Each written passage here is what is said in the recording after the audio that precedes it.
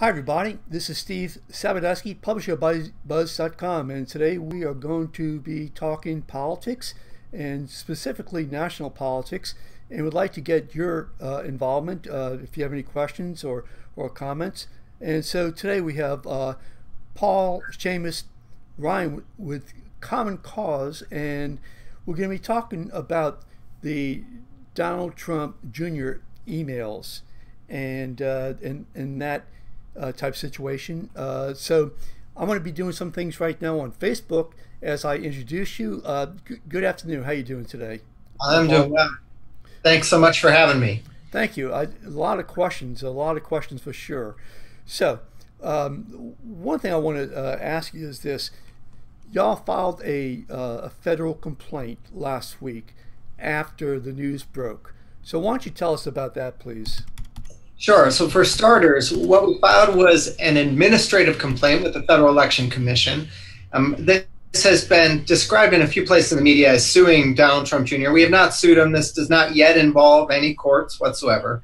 This is an administrative complaint with the Federal Election Commission that we also sent to the Department of Justice. And the reason we haven't sued Donald Trump Jr. sort of bluntly is that this is an administrative complaint with the Federal Election Commission that we also sent to the Department of Justice. My mistake. Go ahead, please.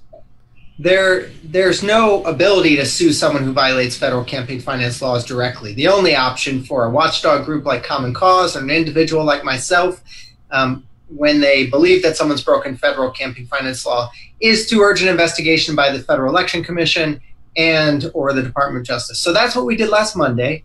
And specifically, the complaint we filed Monday was against Donald Trump Jr. and the Trump Campaign Committee, alleging that they violated the federal law that prohibits any person from soliciting a contribution from a foreign national. And the important part here is that the term contribution under federal law is defined to mean anything of value for the purpose of influencing an election. So based on the news that broke more than a week ago, that was our initial complaint. The facts have continued to drip, drip, drip, as they have for more than 6 months with this administration, though. And we ended up filing an amended complaint on Thursday. So I'm happy to tell you about that, or we can talk about what was in the Monday complaint of last week, however you want to do this. But okay, we now sure. have 2 complaints in. Let's start with Monday. So Monday, our allegation was that Donald Trump Jr. and the Trump campaign illegally solicited a contribution from this Russian lawyer who Donald Trump Jr. met with in June of 2016. We based that complaint on what came out on a week and a day ago, Sunday, in the New York Times, which was that Donald Trump Jr. did in fact take that meeting with a Russian lawyer and went into that meeting knowing or expecting to receive something of value, opposition research on Hillary Clinton, while at that meeting. That, in our view, was a really clear violation of the law. It was a very clear solicitation of something of value from a foreign national. That's why we filed the complaint Monday. Okay, now some news broke, and obviously the story changed, and so that's why you went ahead and filed a complaint, you said, on Thursday. Is that correct? Yeah, so Tuesday, Donald Trump Jr., apparently understanding the New York Times had obtained, and was about to publish to the world the email exchanges that led up to this meeting in June of 2016. Donald Trump Jr. on Tuesday morning of last week decided to get ahead of the New York Times and publish the emails himself. He put them out on Twitter with a statement. Those emails made a couple of things clear that we decided warranted adding to our complaint, amending our complaint. Number one, a week and a couple days ago over the weekend, Donald Trump Jr. was saying that Paul Manafort and Jared Kushner were involved in that meeting, but they didn't know anything about it. Once Donald Trump Jr. published his emails leading up to that meeting, which he did last Tuesday, included in that chain of emails was a forward of this entire thread about the purpose of this meeting to Jared Kushner and Paul Manafort. So we thought, okay, these two guys did know what this meeting was about going in, so we added them to the complaint as respondents. We also added Rob Goldstone, who was the intermediary who set this meeting up in June of 2016. And so 3 new individuals added to our complaint last Thursday, as well as a new allegation that Rob Goldstone and Manafort and Kushner also violated another different provision, but related provision of federal law, that prohibits any person from substantially assisting the solicitation of a contribution from a foreign national. So Thursday, we added a couple of friends, organizations, watchdog groups here in DC to our complaint as allies, as complainants. That would be the Campaign Legal Center and Democracy 21. On our side of the V, if you will. So it became Common Cause, Democracy 21, Campaign Legal Center versus Donald Trump Campaign, Donald Trump Jr., Paul Manafort, Jared Kushner, and Rob Goldstone. That's where the complaint sat as of Thursday. But, the facts have continued to come out on this. So we're actually contemplating perhaps another amendment to the complaint in the coming days as these facts continue to unfold. Any new facts today? No new facts today, but as of Friday night, we learned through a story, I believe it initially ran in the LA Times, the Wall Street Journal published something on it over the weekend, which has an account from a Russian-American lobbyist who was also in attendance in the meeting. Apparently there were 6 people in attendance. On Team Trump, you had Donald Trump Jr., Jared Kushner, Paul Manafort, and on the other side, you had this Russian lawyer. You also, we learned on Friday of last week, had a Russian-American lobbyist and an interpreter. This Russian-American lobbyist started talking to reporters on Friday and said that he witnessed this Russian lawyer present information to Donald Trump Jr. and his colleagues from the Trump campaign that she believed would be valuable to the campaign. They had a brief discussion about it, and that she also had a plastic folder with printed out supporting documentation, which she, according to this Russian-American lobbyist who was there, either gave to them directly or left behind. He wasn't sure. He didn't recollect clearly what happened. But now we're thinking with these additional facts from Friday, perhaps we can actually allege that Donald Trump Jr. and his colleagues actually received a contribution from a foreign national. It's looking, the facts are pointing that way now. From that article, I don't recall him saying that he actually saw the documents. Am I correct about that? Are you referring to Donald Trump Jr.? No. I'm talking about the gentleman who said that that she had, the Russian attorney had documents. Did he see the documents, or was she told? He did not indicate in any interviews I've seen that he examined the contents of those documents. Oh, okay. But what was in the AP story that ran in the LA Times, I think it was the LA Times, on Friday evening, was that the Russian-American lobbyist, saw that she, the Russian lawyer, had, quote, brought with her a plastic folder with printed out documents that detailed what she believed was the flow of illicit funds to the Democratic National Committee. So he's observed this transaction now. It's the first eyewitness account we have of the Russian lawyer interacting with the Trump team folks and having documents in a folder present that allegedly support this, was the opposition research supporting this info, this dirt on Clinton. Okay. So since you haven't really filed a lawsuit, you filed a complaint. So what is your goal here? Right now, we want to see an investigation. We want to see a thorough investigation by the Federal Election Commission. We also want to see the Department of Justice, and more specifically, Robert Mueller's investigation, to look at this meeting, these allegations, these potential campaign finance violations. So the purpose of our complaints to date is to spur a thorough and complete investigation to see actually what happened at that meeting, as well as all of the communications that led up to the meeting and any communications that may have followed that meeting between the Trump campaign team and Russians. What makes you think that Mueller's office would not be looking at this, given the controversy?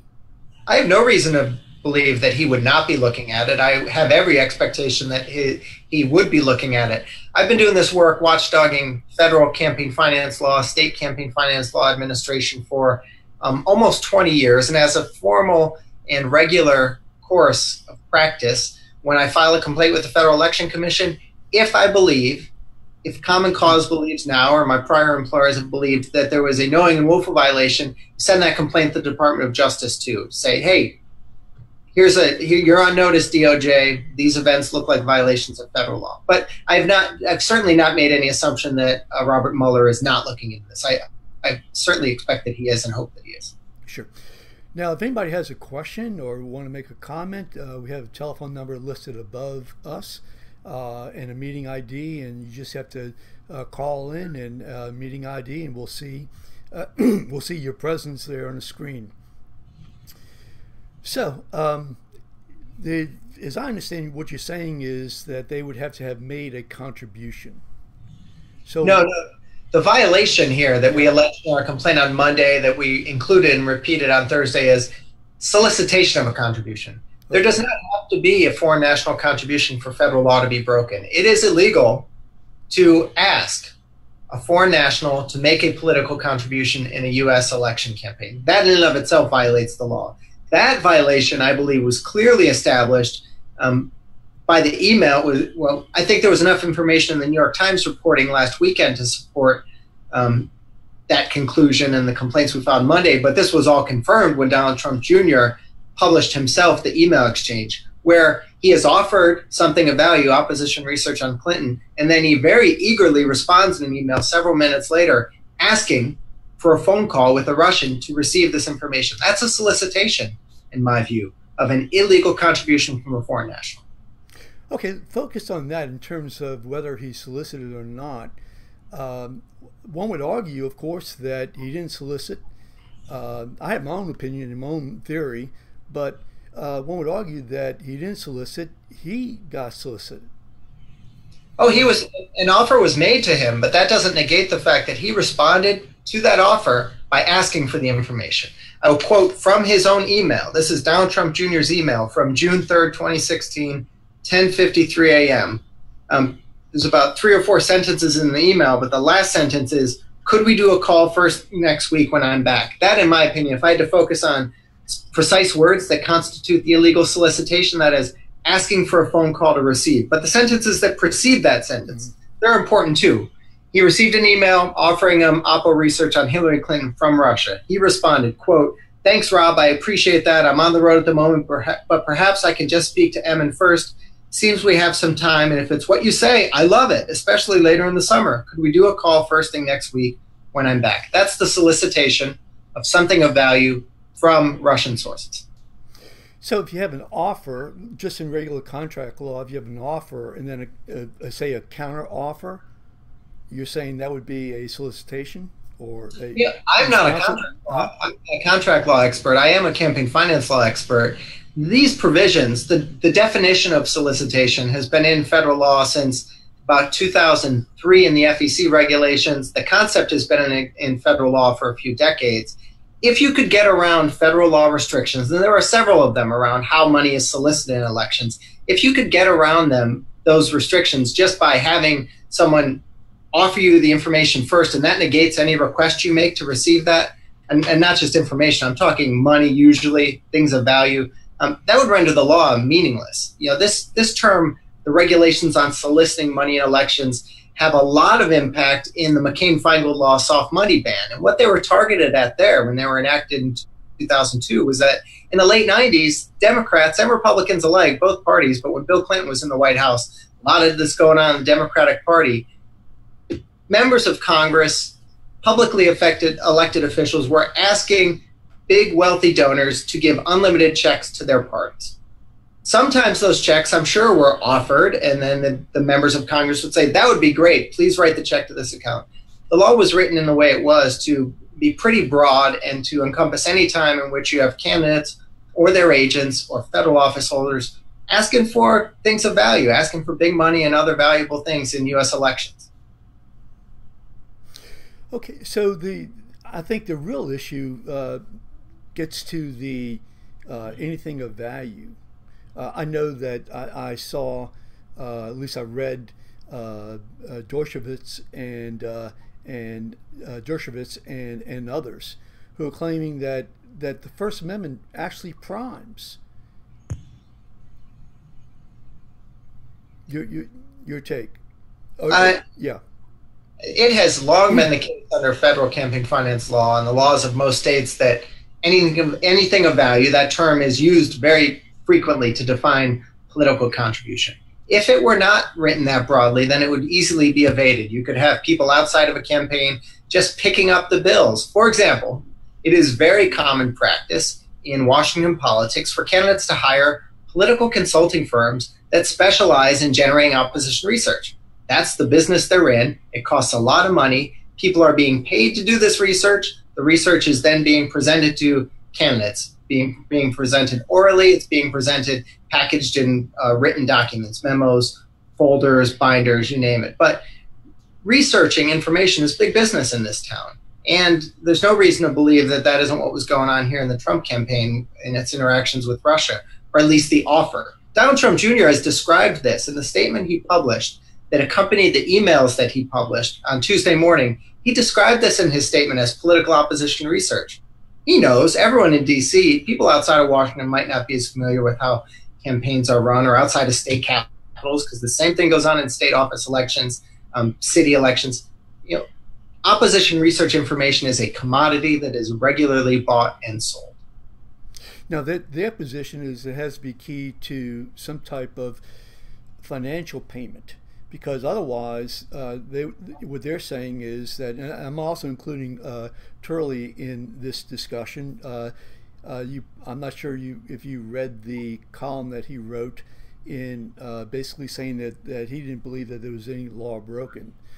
But essentially saying is that, I mean, what you're doing is you're freezing free speech. Somebody needs to get information. That's how they get information. And if it means getting it from, say, another country, well, that's what's done. It was done. They claim it was done by, say, a Democrat who gave the information, at least obtained information from the Ukraine government, and they're saying, why wouldn't that be the same? And yeah, go ahead. I'm glad you brought it up. That's a really, really good question. And from what I know, there's only one story that I'm aware of that was written about that, the interaction between the DNC and potentially the Clinton campaign and the Ukraine. And it was published in Politico in January. And the information in that story was that a longtime political operative, employee of DNC, she was paid to do opposition research. And because fair market value was paid by the DNC for the information it received, it takes it out of the realm of political contribution. A political contribution is when a campaign or a political party gets something that they don't pay for. They get a donation of anything of value. That's a contribution. When the party is paying for things, when a candidate is paying for things, it's a different story altogether legally. I understand why these two scenarios are being discussed in the same, in the same breath and in the same context as we're talking about Trump and Russia interaction. But we certainly, Common Cause has not alleged. We have never said anything to the effect that it would be illegal for the Trump campaign to buy goods and services from foreign nationals. There's no law against that. What we're talking about here is potentially the receipt of something for free from foreign nationals. But another point you made before you touched on the Ukraine is that it should involve we should only be regulating it when there is an exchange of money. We don't want to inhibit the free flow of information. What we know from the emails that preceded this meeting is that this was presented to Donald Trump Jr. as part of, quote, Russia and its government's support for Mr. Trump. Highly sensitive information. The email exchange gives every reason to believe that there were people being paid to do research on Hillary Clinton by the Russian government or people closely associated with it, and that was the information that was being offered to Donald Trump Jr. If it had been a separate, different set of facts that looked like, yeah, we have one or two individuals on their own spare time, they did some poking around on the internet, and then they wanted to meet with the candidate to offer, or campaign person to offer them that information. That's not this case. And it's quite possible under that fact pattern that a long-standing exception in federal law from the definition of contribution for volunteer activities would apply.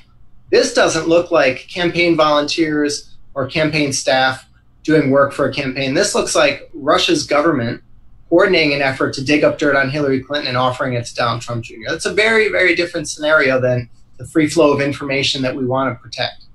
Okay, and others are bringing up the Steele dossier, and they're saying that first the Republicans and then after that Democrats, a Clinton supporter, had obtained information from Russians, and they're saying it's an exact same type situation. I don't know enough of the details. I've looked into the Ukraine DNC connection, so I have a legal opinion on that.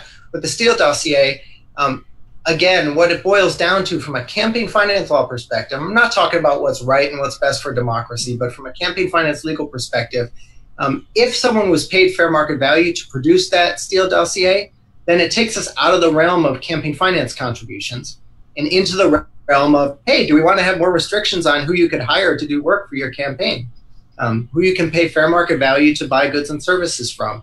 And again, I don't even know if that dossier and the Steele dossier, perhaps whether that ended up in the hands of the Clinton campaign or was it people associated with or supporters of Clinton? Yeah, that's something. Is that important? Yeah. I mean, that's actually a point that I raised in response to a Facebook post. To me, I think that's important. But do you think it's important? Well, it's a huge importance from a campaign finance perspective, whether you're talking about did the campaign receive an illegal contribution or even ask for one, solicit one. It matters whether the campaign ever received anything or whether the campaign ever asked for anything. So whether or not campaign people were involved, either the candidate or agents of the candidate, as that term is described in the law, for legal purposes, it really matters a lot. Again, I think it's really worth having this broader conversation, stepping out of the legal framework and just talking about what's good for democracy. And then, maybe it's fair to critique any involvement by a foreign nation into our elections, whether they are being paid to do it or not. But, I'm a campaign finance lawyer. The complaints we filed are based on campaign finance law, and that's really my area of expertise. Sure. That's where we think the legal problems exist today for Donald Trump Jr. and the Trump campaign. Again, talking about anything of value, I was reading again Turley's column and Dershowitz also, and one thing that struck me is they're saying, look, if you get information, again, we talked about that, that's speech, it's free speech, and you should not freeze free speech. But what if the situation was like a computer code or something of that nature? I mean, that's also speech. Yet I would assume that somebody would argue that you can't just give a computer code to a campaign, or you can't give a campaign information, email list, things of that nature, and that's information too.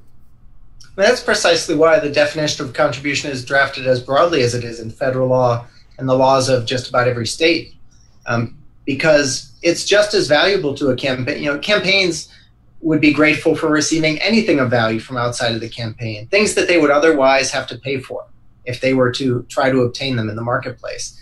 So I'm with you. Computer code, that has a value to it. Yeah, there's a speech element. The courts have never said that if we call it speech, it's immune from any campaign finance regulation. That isn't how First Amendment lawyering works. It's not how the courts handle First Amendment analysis. Instead, the courts always say, what's the burden on First Amendment activities? What are the governmental interests that might justify that burden? And the courts weigh them. We have all sorts of restrictions on speech activities in this country, and they were only allowed by the U.S. Supreme Court and by the lower courts when they're deemed by the courts to be a fair balance, a fair trade, where we're protecting a public interest here. Yes, we're going to give up a little bit of our First Amendment rights in order to do so. And the same is true for monetary contributions. We have people who have been arguing for decades that, hey, that's symbolic speech, that's First Amendment activities. And the courts have acknowledged that. The courts have said, yeah, giving money to a candidate is a way of expressing yourself, but it's also potentially corrupting. So we're going to allow reasonable limits, the courts have said. We're going to allow reasonable limits on money in politics, even though there is a speech element to that activity. Really. Now, as far as Manafort, basically, as I appreciated, you amended the complaint, am I mistaken? And Kushner too, and that's because of the email that actually came out. And the question is whether or not they actually saw the email and saw information about information Clinton Russia.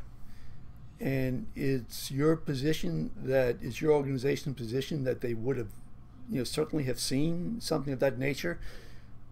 It's my position that they certainly would have seen the subject line on the email. I don't know how far down they scrolled. The subject line was Russia-Clinton-private and confidential. That would grab my attention if I were in their shoes. But again, what needs to happen now is thorough investigation, common cause, is urging the Federal Election Commission and the Department of Justice to look closely at this. And that process would necessarily entail interviewing Paul Manafort, interviewing Jared Kushner, and finding out what they knew, what they understood that meeting to be about going in. You know, I'm not nearly as busy nor nearly as important as Paul Manafort or Jared Kushner, and I can't remember the last time I walked into a meeting having no idea what it was about. I would ask the person who invited me to the meeting, hey, what's going on here? I wouldn't want to look like a fool walking into a meeting having no idea what it was about. So so Donald Trump Jr.'s claims on Sunday of last weekend, yeah, Manafort and Kushner were with me, but they had no idea what the meeting was about. I had a hard time believing that, but we were being careful. On the complaint we filed on Monday, we were being careful, we were being conservative, and we said, okay, well, Trump's saying they didn't know what the meeting was about. Let's take him at his word, and we'll see how these facts develop. Turns out the email showed something different, that they probably did know what that meeting was about, so we amended our complaint. Which actually gets to a different subject, and that is that Trump said twice last week, I think it was on Thursday, that he had just found out about this 2 or 3 days ago. The question becomes, when did he find out about it? Yesterday on TV, his attorney said that they found out about it 2 or 3 days before the information came out. But there was also information that came out, I think, on New York Times, Washington Post, one of those newspapers, that indicated that the Donald Trump Jr. Attorneys were actually paid for by the campaign. Do you have any information about that? No, but it's permissible under federal campaign finance law for campaign funds to be used to pay attorneys, any attorneys who are defending any individuals in inquiries in activity that relates to the campaign.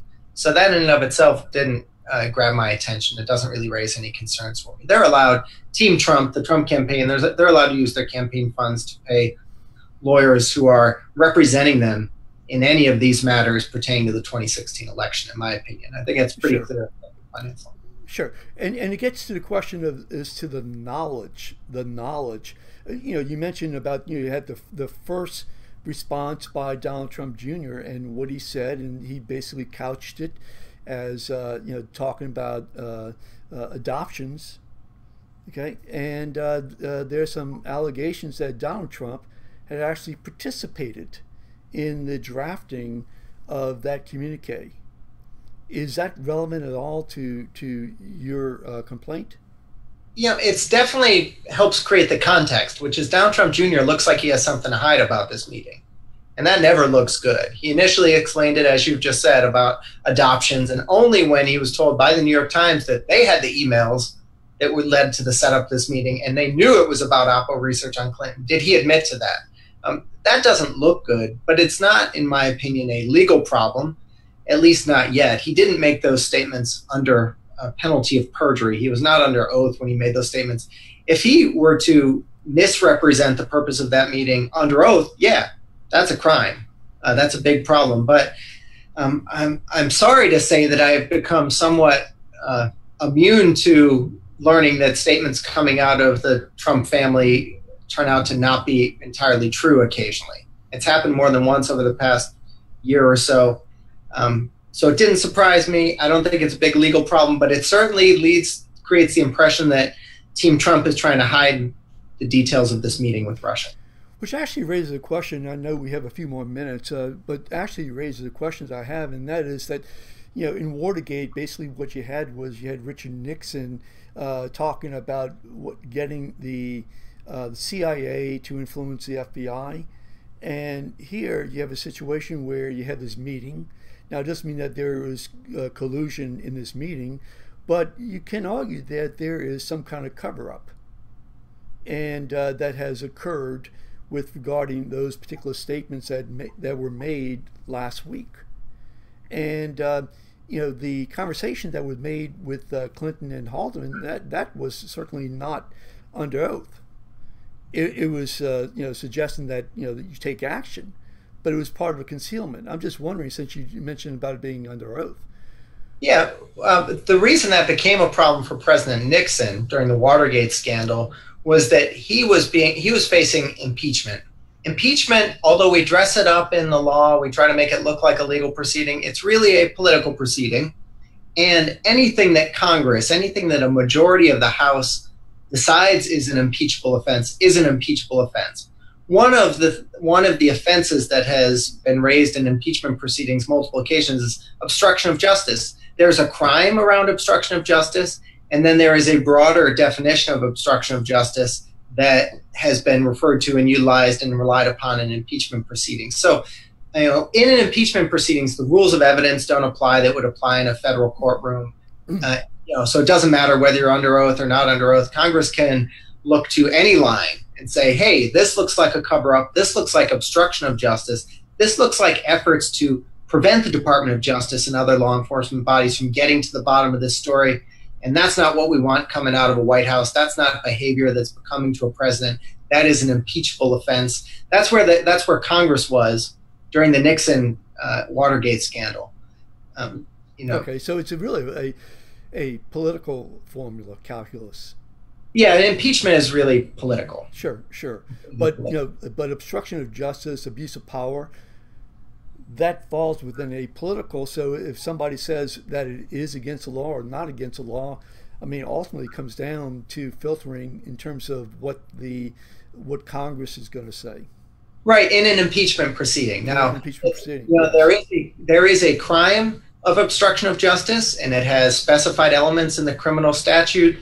In order for someone to be prosecuted for that by the Department of Justice, someone like Donald Trump Jr., all of the elements of the crime would have to be met.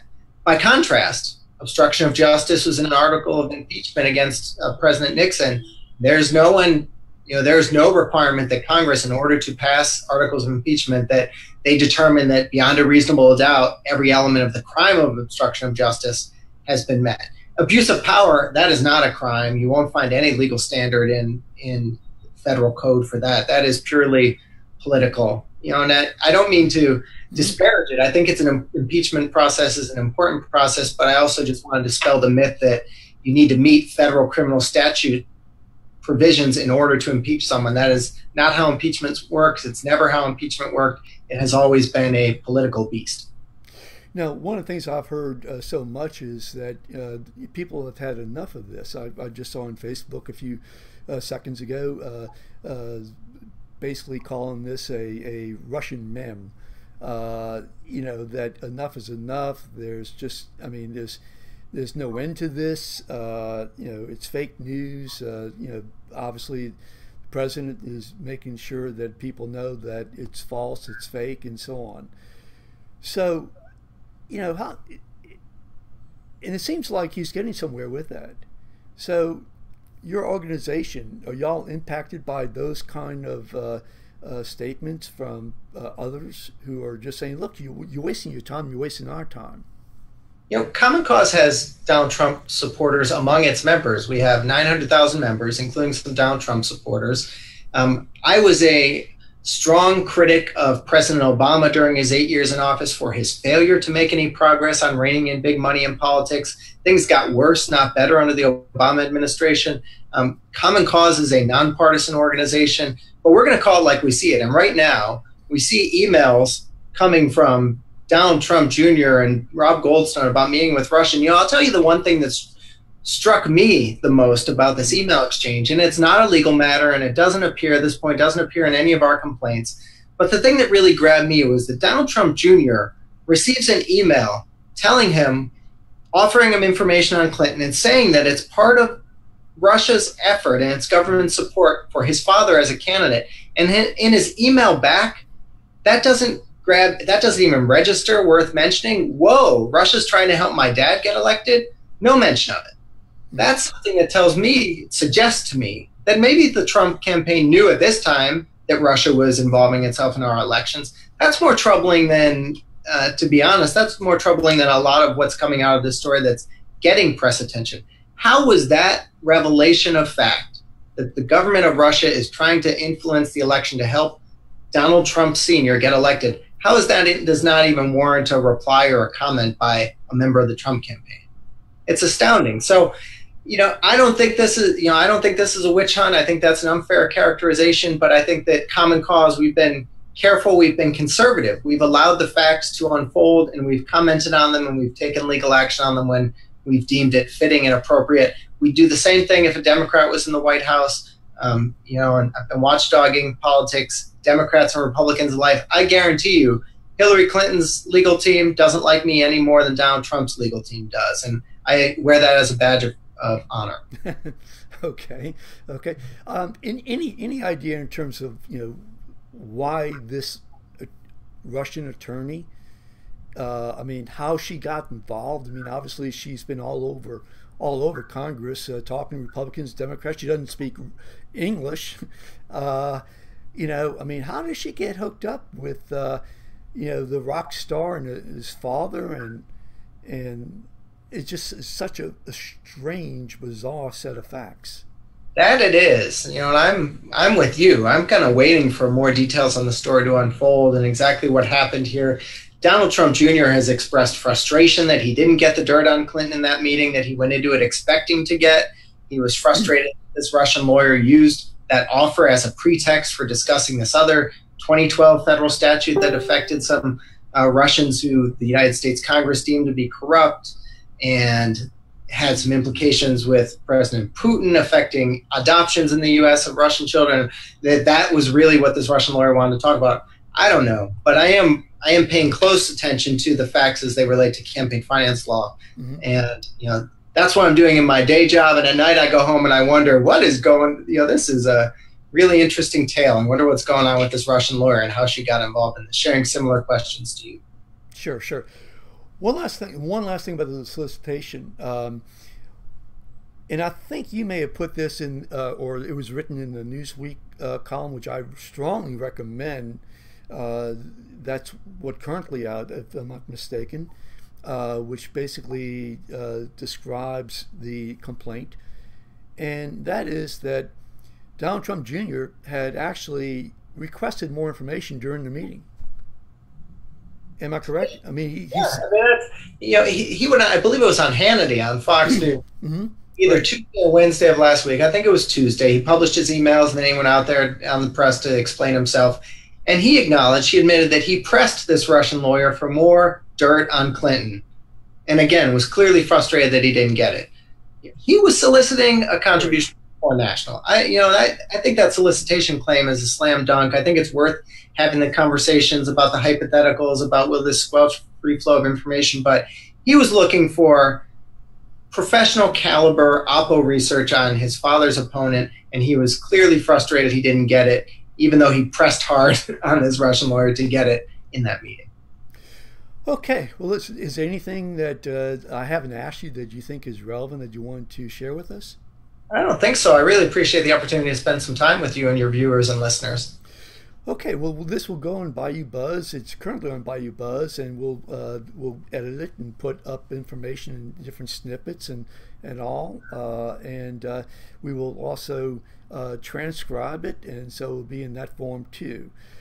So, Paul Seamus Ryan, listen, thank you so much. I really appreciate, and we'll definitely have to touch base with you again in terms of some of the other things that y'all are doing. And number one of the things I'm real concerned about is deals with the issue of what the issue of any kind of corruption that's being done, whether it's the Trump administration or any other form.